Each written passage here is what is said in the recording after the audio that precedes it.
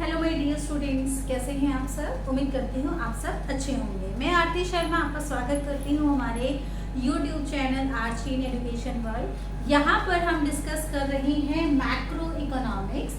Macro economics में हमारी जो जर्नी है वो चल रही है aggregate demand, aggregate supply and related concept. पिछली वीडियो में हमने कॉन्सेप्ट ऑफ एग्रीगेट डिमांड पढ़ा था, जहाँ हमने सीखा था कि किसी भी इकोनॉमी में एक अकाउंटिंग ईयर के दौरान जितनी भी डिमांड, जितना भी कंजम्पशन एंड इन्वेस्टमेंट किया जाता है वो सभी कहलाता है एग्रीगेट डिमांड। ओके, नेक्स्ट हमने ये भी सीखा था कि भाई एग्रीगेट डिमांड जो है कभी भी जीरो नहीं होती है बिकॉज ऑफ ऑटोनॉमस कंजम्पशन। तो आज के वीडियो को उसी टॉपिक को आगे बढ़ाते हुए हम डिस्कस करने जा रहे हैं components of aggregate demand in open economy and closed economy। सबसे पहले हमने स्टार्टिंग के यूनिट्स में हमने सीखा था कि भाई सेक्टर्स क्या होते हैं, इकोनॉमी के कौन कौन से सेक्टर्स होते हैं। इकोनॉमी के सेक्टर्स होते हैं, डिफरेंट सेक्टर्स होते हैं like house hold, producers, government and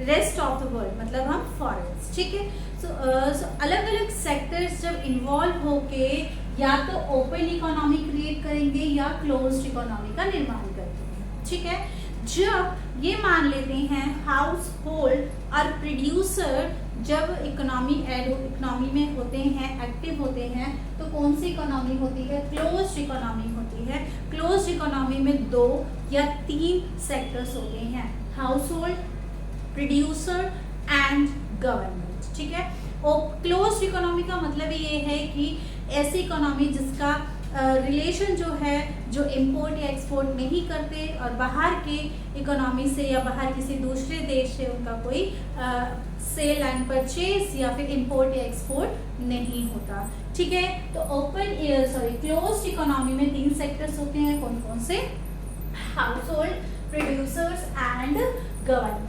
वहीं ओपन इकोनॉमी की बात हम करते हैं। ओपन इकोनॉमी मतलब होता है कि भाई खुली अर्थव्यवस्था। खुली अर्थव्यवस्था मतलब कि अपनी किसी भी अर्थव्यवस्था का इंपोर्ट एंड एक्सपोर्ट दूसरी अर्थव्यवस्था के साथ भी हो रहा है, मतलब कि यहाँ ऐड हो जाता है रेस्ट ऑफ द वर्ल्ड, मतलब कि 4 सेक्टर्स यहाँ ऐड हो जाते हैं। तो इसी को आगे बढ़ाते हुए कंपोनेंट्स ऑफ एग्रीगेट डिमांड क्या क्या होती हैं। कंपोनेंट्स ऑफ एग्रीगेट डिमांड हम देखेंगे, सबसे पहला होता है हाउस होल्ड। सबसे पहला क्या होता है, हाउस होल्ड। हाउस होल्ड क्या होता है, हाउस होल्ड क्या होता है, कंजम्पशन करता है, कंज्यूम करता है। ठीक है, हाउस होल्ड क्या करते हैं, कंज्यूम करते हैं। प्रोड्यूसर्स क्या करते हैं, इन्वेस्टमेंट करते हैं। प्रोड्यूसर्स क्या करते हैं, इन्वेस्टमेंट करते हैं। गवर्नमेंट कंजम्पशन भी करेगी और इन्वेस्टमेंट भी करेगी। इसीलिए थर्ड जो कंपोनेंट है गवर्नमेंट एक्सपेंडिचर, इसमें दोनों ही इंक्लूड होते हैं, consumption and investment. Fourth component आता है नेट एक्सपोर्ट। फोर्थ कंपोनेंट आता है net export X minus M, मतलब कि एक्सपोर्ट माइनस इम्पोर्ट। तो ये फोर्थ कंपोनेंट क्या हो गया, नेट एक्सपोर्ट का कंपोनेंट हो गया। उसके बाद हम इनको कैसे याद रखेंगे, पूरा नाम तो हम जस्ट रिमेम्बर होगा ही हमें, साथ ही हाउस होल्ड कंजम्पशन एक्सपेंडिचर को हम सी से याद रखेंगे। हाउस होल्ड कंजम्पशन को हम सी से याद रखेंगे। प्रोड्यूसर्स इन्वेस्टमेंट एक्सपेंडिचर को हम आई से याद रखेंगे।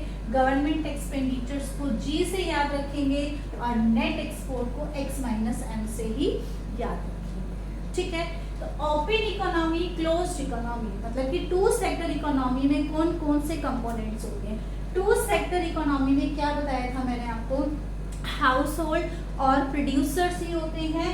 इसीलिए सी और आई मतलब कि कंजम्पशन और इन्वेस्टमेंट ही ऐड होते हैं। ओपन इकोनॉमी की एग्रीगेट डिमांड के कौन कौन से कंपोनेंट्स होते हैं, सी प्लस आई।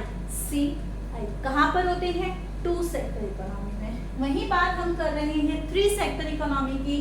3 सेक्टर इकोनॉमी में क्या ऐड हो जाता है, गवर्नमेंट भी ऐड हो जाती है, गवर्नमेंट पॉलिसीज भी आ जाती हैं। तो यहाँ पर हमारा क्या बन जाता है, सी प्लस आई प्लस जी, या हम कह सकते हैं 1 + 2 + 3। कौन सी इकोनॉमी है? 3 सेक्टर इकोनॉमी है। और बात कौन सी इकोनॉमी की हो रही है? क्लोज्ड इकोनॉमी की बात कीजिए। ठीक है, आगे बढ़ते हुए हम 4 सेक्टर इकोनॉमी की बात कर रहे हैं। 4 सेक्टर इकोनॉमी जहां पर इंक्लूडेड होते हैं हाउस होल्ड, प्रोड्यूसर्स, गवर्नमेंट और रेस्ट ऑफ द वर्ल्ड। तो इसी के साथ साथ एग्रीगेट डिमांड के कौन कौन से कंपोनेंट्स इंक्लूड हो जाते हैं? C + I + G + X - M, net export.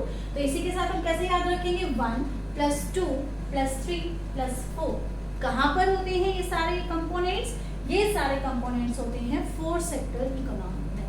Okay students, तो आज की वीडियो में हमने जाना components of aggregate demand. In topics को बहुत अच्छे से पढ़िए, अभी स्टार्टिंग चल रहा है, ये यूनिट बहुत इंपॉर्टेंट है, स्टार्टिंग है, अच्छे से पढ़िए। मिलते हैं नेक्स्ट वीडियो में, तब तक के लिए bye bye, take care, have a nice day.